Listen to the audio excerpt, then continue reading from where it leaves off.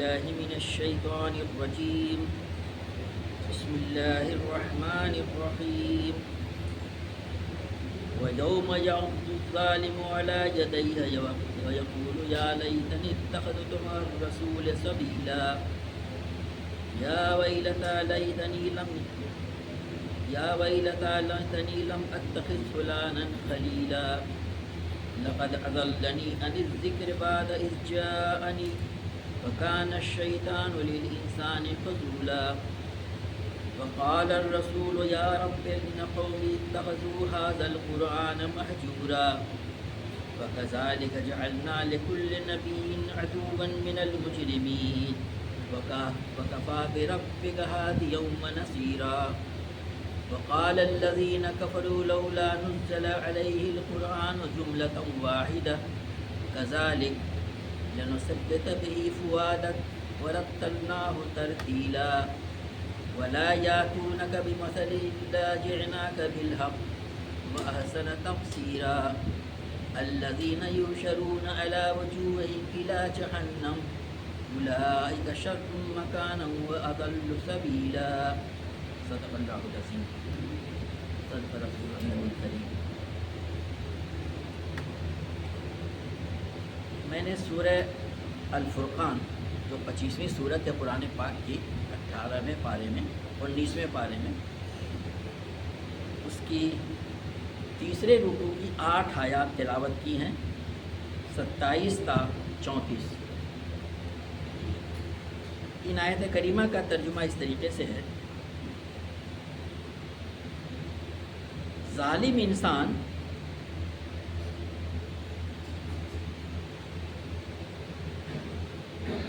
اپنے ہاتھ چبائے گا اور کہے گا کاش میں نے رسول کا ساتھ دیا ہوتا، ہائے میری کمبختی، کاش میں نے فلاں شخص کو دوست نہ بنایا ہوتا، اس کے بہکائے میں آ کر میں نے وہ نصیحت نہ مانی جو میرے پاس آئی تھی۔ شیطان انسان کے حق میں بڑا ہی بے وفا نکلا۔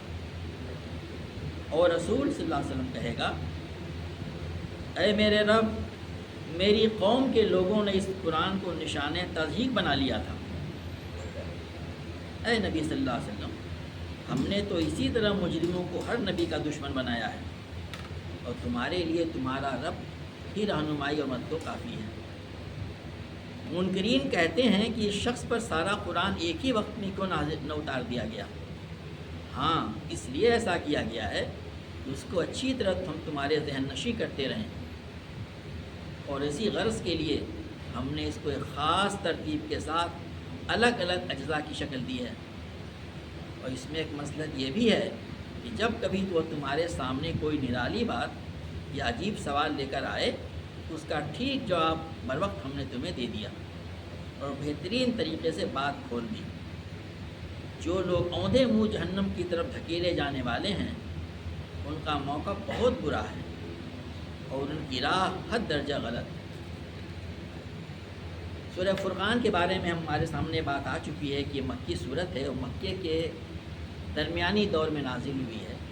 قرآن پاک میں اللہ تعالیٰ اپنے نبی کے ذریعے سے ان کو آیات کو نازل کر کے ان کو توحید کی دعوت دے رہا ہے، شرک سے اجتناب کی دعوت دے رہا ہے، اس نبی پر ایمان لانے کی دعوت اور آخرت کا تصور کہ ہم اس دنیا میں شترے بے مہار نہیں ہیں جو چاہیں کرتے پھریں، بلکہ ہم جو ہیں اللہ تعالیٰ کے آگے جواب دہ ہیں۔ ایک ایک ذرے برابر نیکی اور بدی ہماری ریکارڈ ہو رہی ہے۔ یہ مان کے اس دنیا میں زندگی گزارنا ہے، اللہ تعالیٰ کی اور اللہ تعالیٰ کی مان کے چلنی ہے نبی صلی اللہ علیہ وسلم کے طریقے پہ۔ یہ بات بڑی گراں گزر رہی ہے، لوگوں پہ مخالفتیں کی جا رہی ہیں۔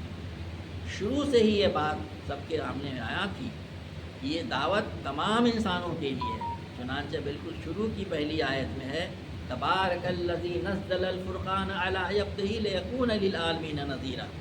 بڑی بابرکت ہے وہ ذات جس نے اب ایک بندے پر اپنے اس فرقان کو، اس کسوٹی کو نازل کیا تاکہ تمام جہان والوں کے لیے ڈراوا بنے۔ اس وقت کے لیے سب کے لیے ڈراوا تھی، جتنے لوگ مکے میں موجود تھے، یہود بھی، نصارہ بھی اور اہل قریش بھی، اور قیامت تک کے لیے تمام لوگوں کے لیے۔ اس کے مخاطب ہم بھائی نہیں ہیں جتنے ہی دوسرے لوگ ہمیشہ کے لیے، اسی لیے ہم اس کو دن رات ہم اس کی تلاوت کرتے ہیں۔ تو یہ بات ہمارے پیش نظر رہنی چاہیے۔ اس کے پہلے آیتوں میں یہ بات آ چکی ہے کہ وہ کہا کرتے تھے، بہت سے ان کے اعتراضات تھے جو ہمیشہ سے لوگ کرتے آئے ہیں، اس کا جواب قرآن میں دیا گیا ہے۔ اس پہ فرشتے کیوں نہیں اتارے گئے؟ ایک فرشتہ ساتھ ہوتا، کہا کرتا لو ان کی بات، اور جو نہ مانے اس کی پٹائی کرتا۔ ایسا میں مطالبہ تھا۔ کبھی مطالبہ کرتے اللہ تعالیٰ خود کیوں نہیں آ جاتا، کہتا کہ ان کی مانو، یہ ہمارے نبی ہیں۔ اس کا جواب دیا گیا۔ پھر اللہ تعالیٰ فرماتا ہے، پچھلی آیت میں بات آئی تھی کہ ہمارے فرشتے جب اتریں گے اس دن قیامت میں، ایک گول کے گول اتریں گے بادلوں کی طرح۔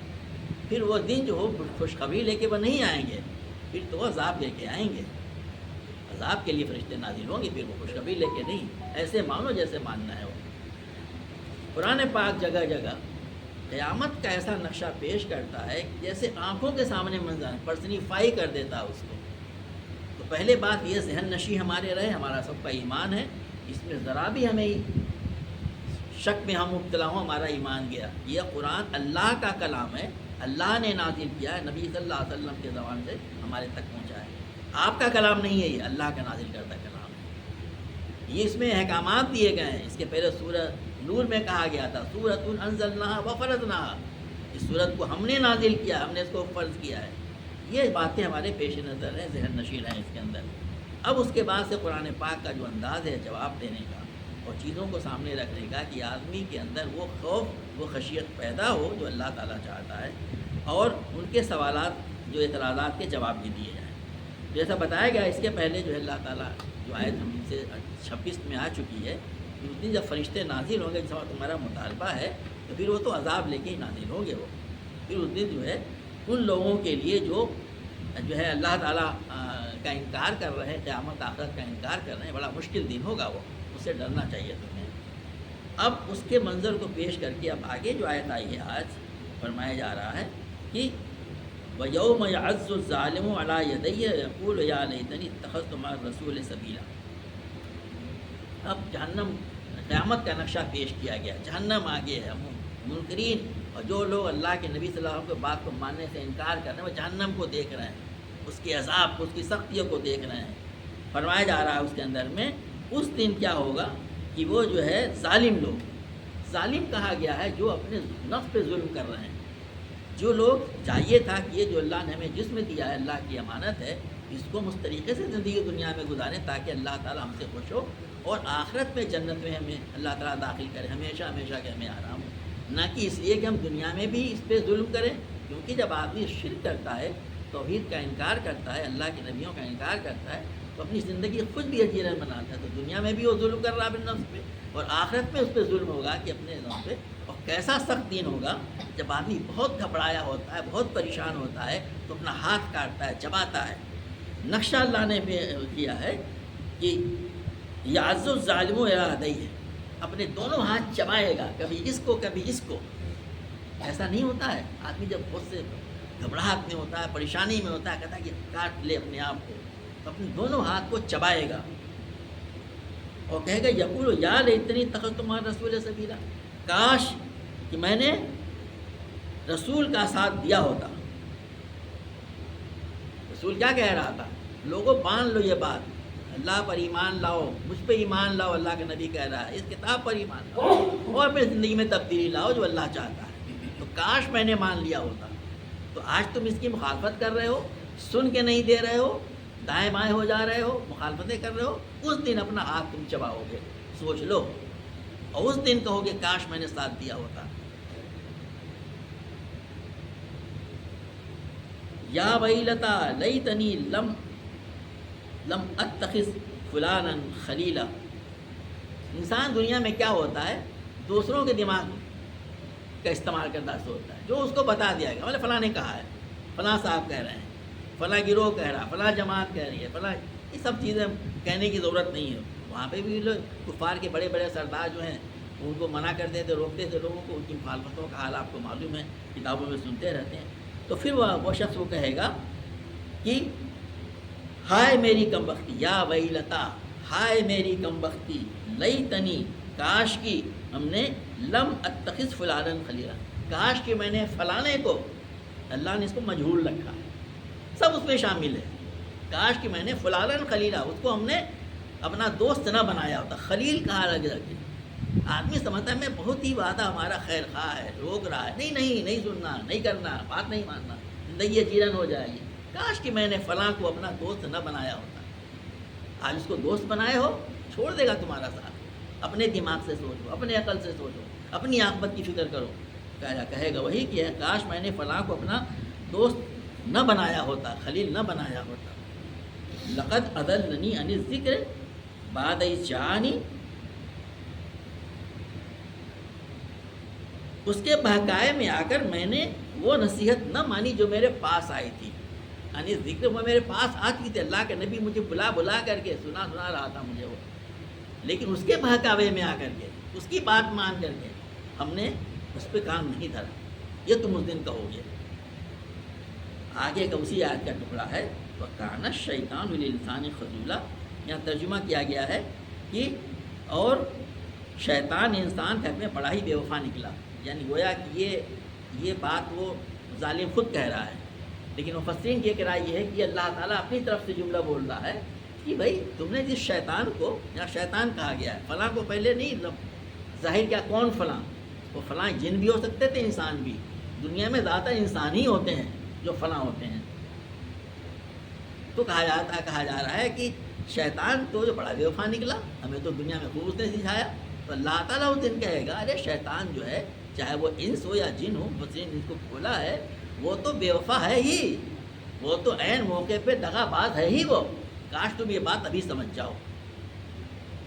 ہمارے مفسرین نے روایتیں نقل کی ہیں کہ اس میں کہا ہے کہ عقبہ بن ابی معیط جو ہے وہ نبی کریم صلی اللہ علیہ وسلم سے سناشا تھا، محلے مکہ کوئی بہت بڑا شہر نہیں تھا، اور آپ سے اس کی بات چیت بھی تھی۔ ایک روز اس نے آپ صلی اللہ علیہ وسلم کو کھانے پہ دعوت دی کہ چلو میرے ساتھ کھانا کھاؤ، جیسے بھی دعوت دی ہو۔ تو آپ نے فرمایا کہ نہیں، میں نہیں کھانا کھاؤں گا تمہارے ساتھ میں جب تک کہ میں جو لایا اس پر تم ایمان نہیں لاؤ گے، میری رسالت کا اقرار کرو اور اس کتاب پر ایمان لاؤ۔ تو اس نے جو ہے کہا کہ ٹھیک ہے، اس نے کلمہ شہادت پڑھ لیا، اور اس کے بعد سے آپ نے اس کا جو ہے وہ کیا کہتے ہیں کہ کھانا بھی کھایا اس کے وہاں۔ جب یہ بات معلوم ہوئی، عقبہ بن ابی معیط کے ایک دوست کو، وہ بھی ایک بڑا پکا دشمن اسلام تھا، ابی بن خلف، تو اس نے کہا ارے تم بددین ہو گئے، تم محمد صلی اللہ علیہ وسلم پہ ایمان لائے؟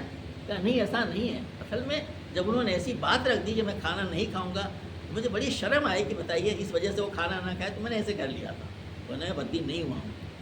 اس نے کہا کہ میں تیری بات کا یقین نہیں کروں گا جب تک کہ تو جا کر کے ان کے گردن پہ پیر نہ رکھے اور اس کے منہ پہ تھوکے نہیں۔ نعوذ باللہ نعوذ باللہ۔ وہ شخص فوراً خانہ کعبہ کی طرف گیا، نبی صلی اللہ علیہ وسلم وہاں موجود تھے، اپنے وہ برا کام انجام دے دیا۔ اللہ کے نبی صلی اللہ علیہ وسلم نے کہا کہ تو مکے کے بعد جہاں بھی ملے گا میں تیری گردن اڑاؤں گا۔ یہ الفاظ ہیں روایت میں۔ غزوہ بدر میں وہ قیدی بن کر کے آیا تھا عقبہ بن ابی معیط۔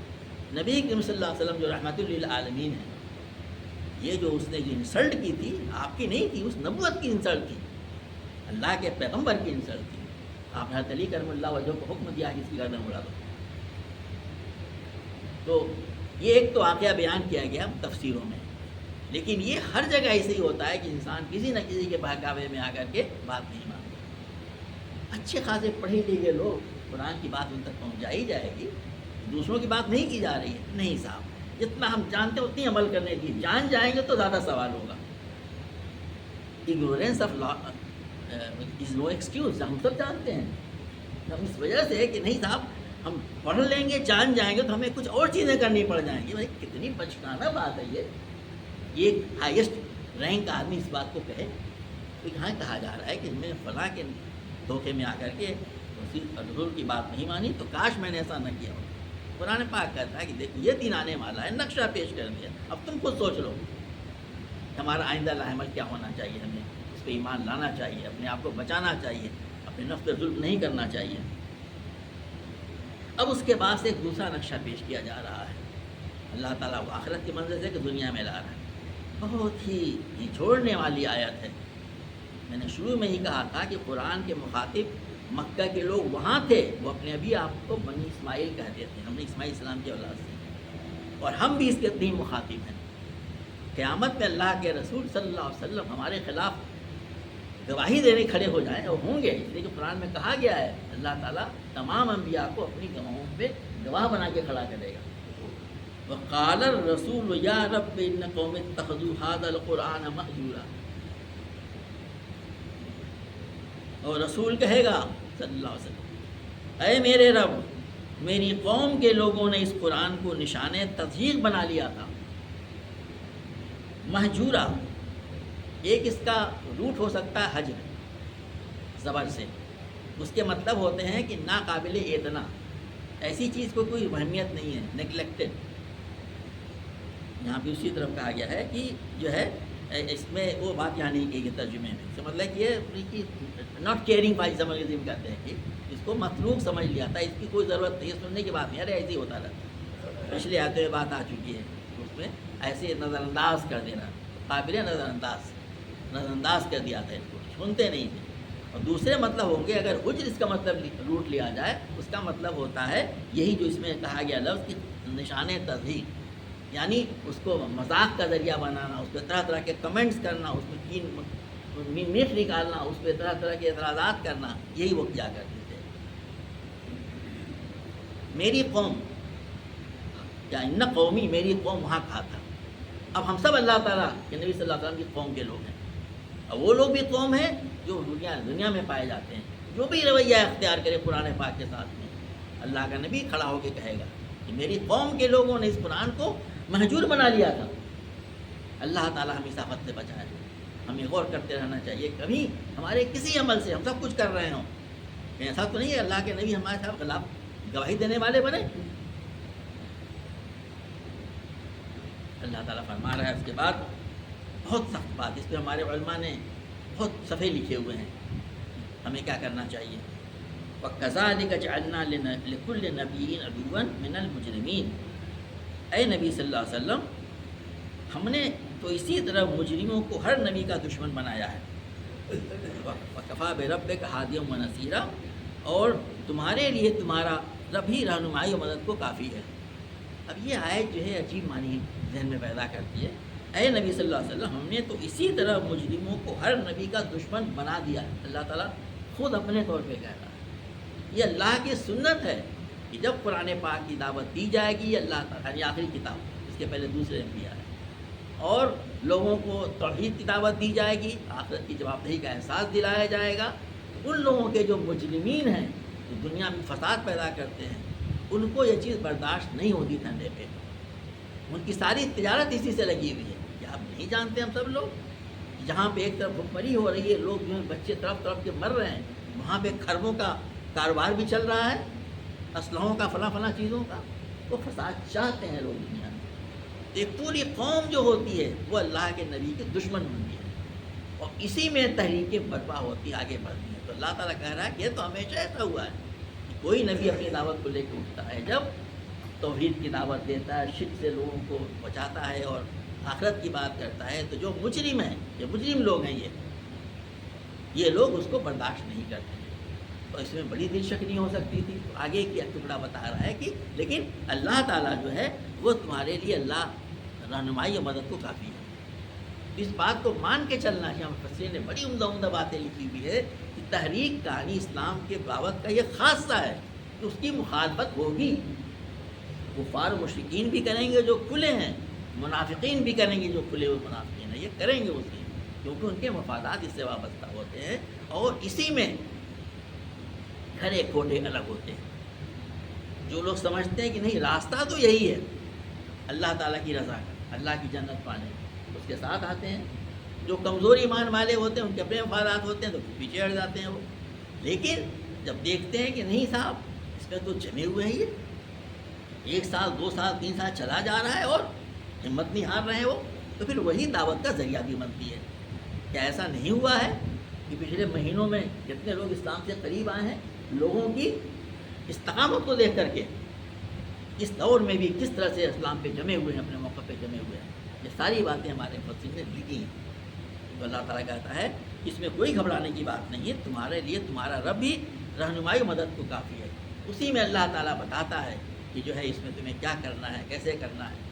اخلاقی برتری اس میں آتی ہے، مسلمانوں کے اخلاقی برتری، جتنے لوگوں کی ایمان قبول کرنے پہ آماد ہوئی تھی، آپ کس سے پڑھا کرتے ہیں اس کے اندر میں؟ اسلحے کم ہوں، ساز و سامان نہیں ہو، اسی میں ان کی اللہ مدد کرتا ہے۔ غزوہ بدر میں آپ نے دیکھا مسلمانوں اور کفار کے درمیان میں کیا ریشیو تھا، 1:3 کا۔ غزوہ احد میں کیا ریشیو تھا، وہ بھی ڈبل تھا۔ ہر جگہ اسی ہوتا رہا ہے۔ وہ ان کی اخلاقی قوت تھی، تنظیمی قوت تھی، ان کی ڈسپلن ان کی تھی، جو ان کو اللہ تعالیٰ کی مدد کی طرف سے آتی تھی، اور ان کو اللہ تعالیٰ تمہارے لیے مدد کی جاتی ہے۔ تو بہت حوصلہ بڑھاتی ہے یہ آیت ان لوگوں کے لیے جو دعوت کا کام کریں۔ اور یاد رکھیں یہ والنٹری کام نہیں ہے، ہر مسلمان کی ذمہ داری ہے کہ جتنا اسے بن پڑے اپنے قول سے، اپنے عمل سے اس قرآن کی دعوت کو اپنے تک نافذ کرے اور دوسروں تک پہنچائے۔ اسی طرف یہاں اشارہ کیا گیا ہے۔ اب ان کے ایک اور اعتراض کا جواب دیا جا رہا ہے، وقال الذین کفروا لولا نزل علیہ القرآن جملۃ واحدہ۔ منکرین کہتے ہیں اس شخص پر یہ سارا قرآن ایک ہی وقت میں کیوں نہ اتار دیا گیا؟ بڑا بدین اعتراض معلوم ہوتا ہے۔ اللہ تعالیٰ کا کلام ہے نا، ایک ہی بار میں دے دیتے، یہ 23 سال کیوں لگنا ہے؟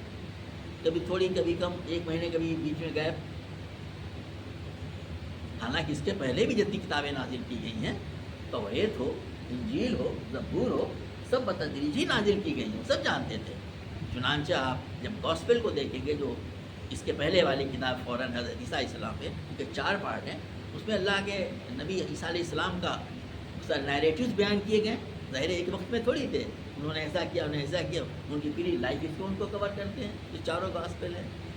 حضرت موسیٰ علیہ السلام کی جو 5 کتابیں نازل کی گئیں توریت میں، جو آج بھی مذکور ہیں، منورک شدہ ہی صحیح، وہ بھی ایکزوڈس ہے، اس میں خروج کا بیان ہے۔ جینیسس ہے پیدائش، اس میں وہ کائنات کی تخلیق کا بیان ہے۔ نمبرز اور ڈیوٹرونومی اس میں جو ہے اس میں حضرت موسیٰ علیہ السلام کے تمام دعوتی کام کا ذکر کیا گیا۔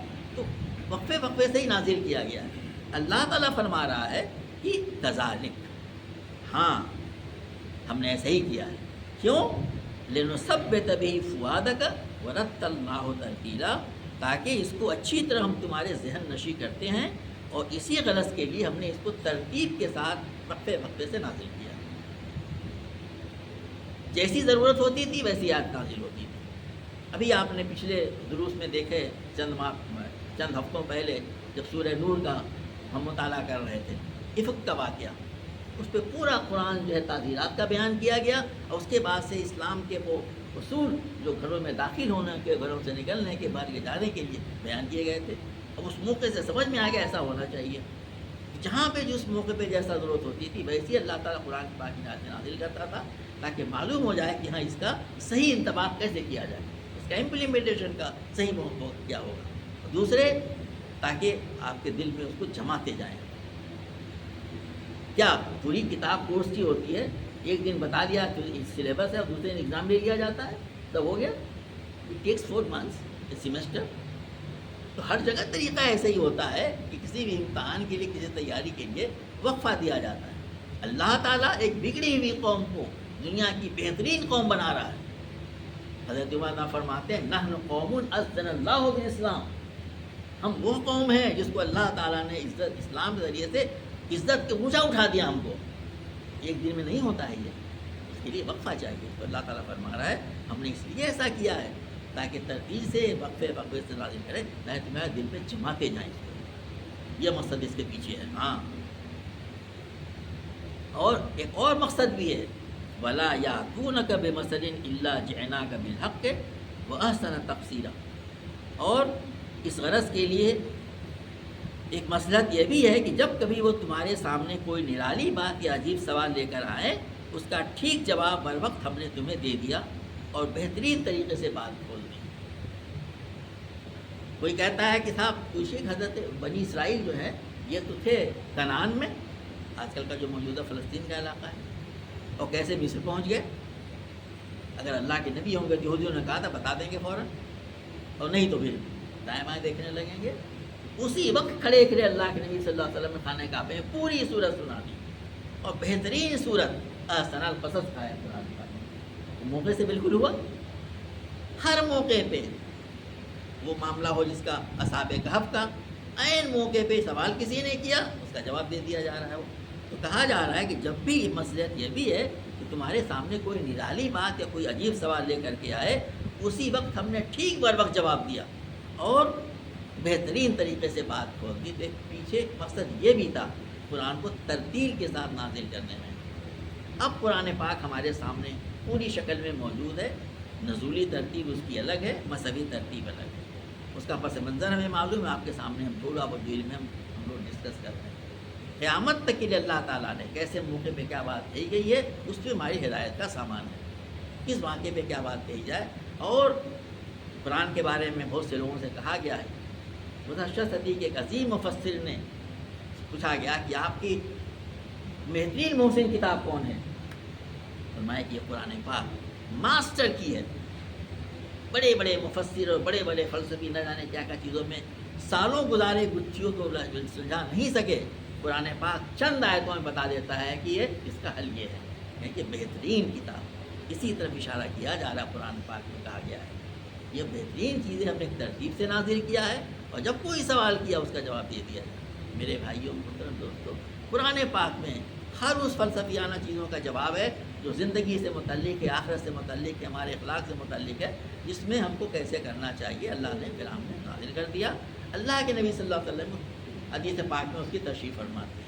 اور باقی جو دنیا میں جو دوسرے ڈیولپمنٹ ہوتے ہیں وہ ایک الگ چیز ہے, وہ اسی کی روشنی میں کی جائیں. اسی طرف یہاں پہ اشارہ کیا گیا ہے کہ جب بھی کوئی سوال کیا انہوں نے اس کا جواب دے دیا گیا. ہم اس کو قرآن پاک کو ایسے ہی لیں. آخر میں فرمایا جا رہا ہے یہ لوگ جو سوالات جوابات کر رہے ہیں اب ان کا حشر کیا ہوگا. قرآن نے پہلے جواب دیا پھر ڈراتا ہے کہ دیکھو ہوش میں آ جاؤ, غیر ضروری سوال نہ کرو, مطمئن کر دیا دیا آخر میں. اب کہا جا رہا ہے الذین یوشرون علی وجوہہم الی جہنم اولئک شر مکانا واضل سبیلا. جو لوگ اونھے منہ جہنم کی طرف دھکیلے جانے والے ہیں ان کا موقف بہت برا ہے اور ان کی راہ حد درجے غلط. کہاں سے شروع ہوا تھا؟ قیامت میں اپنے ہاتھوں کو چبائیں گے, کہیں گے کہ کاش ہم نے بات مان لی ہوتی. اب پھر انہیں کا ذکر کیا جا رہا ہے کہ یہ وہ لوگ ہیں جس قسم کے اعتراضات کر رہے ہیں, مطمئن نہ ہونے کے باوجود بھی اس پہ اعتراض کے لیے اعتراض کرنا ہے. ان کا معاملہ یہ ہوگا کہ جہنم میں اوندھے منہ ڈالے جائیں گے. اتنی ذلت کی بات ہوتی کہ آدمی کا ہاتھ پیچھے بندھا ہوا ہو اور منہ کے بل ڈال دیا جائے. کہاں؟ اس گدے پہ نہیں, جہنم میں جلتی ہوئی تاکتی ہوئی. اور یہ بہت ہی برا موقف ہے. یہ موقف اختیار نہیں کرنا چاہیے انہیں. بہت ہی بری راہ انہوں نے لے رکھی ہے. ایک اور اس کے معنی بتا اضل سبیلا, راستہ. دنیا میں آدمی بہت سارے کام کرتا ہے تو کہتا ہے بھائی دیکھ لو, سوچ لو, اس کا انجام ٹھیک ہونے والا نہیں ہے. اس کو آدمی اچھا سمجھتا ہے. اور کتنے لوگ دنیا میں دیکھ لیتے ہیں اس کے نتیجے. اب یہ لوگ جو برے کام کر رہے ہیں, اسلام کی مخالفت کر رہے ہیں, اللہ کے نبی کی مخالفت کر رہے ہیں, قرآن کی مخالفت کر رہے ہیں, بظاہر سمجھ رہے ہیں کہ ہم تو بڑا اچھا کر رہے ہیں, اپنے فائدے کو اپنے محفوظ کیے ہوئے ہیں. قرآن پاک کہتا ہے تمہارا راستہ تو تمہیں ابھی نظر نہیں آ رہا ہے, تمہیں بڑے غلط انجام کی طرف لے جا رہا ہے. تو یہ لوگ گم کر لوگ ہیں, اوندھے منہ ڈالے جائیں گے, بہت برا راستہ ہے. تو قبل اس کے تم وہاں جا کر کے یا بلا نہ کہو, ابھی سے مان جاؤ. اللہ تبارک و تعالیٰ ہمیں قرآن پاک کو پڑھنے, سمجھنے, اس پہ صحیح معنوں میں ویسے ایمان لانے جیسا اس کا حق ہے, اس کے مطابق اپنی زندگی کو سنوارنے اور اس کا عملی نمونہ پیش کرنے کی اللہ تعالیٰ کی رضا کے لیے محض نبی صلی اللہ علیہ وسلم کی پاک سنت کے روشنی میں توفیق عطا فرمائے. ربنا تقبل منا انک انت السمیع العلیم وتب علینا انک التواب الرحیم. سبحان ربک رب العزۃ عما یصفون وسلام علی المرسلین والحمد للہ رب العالمین.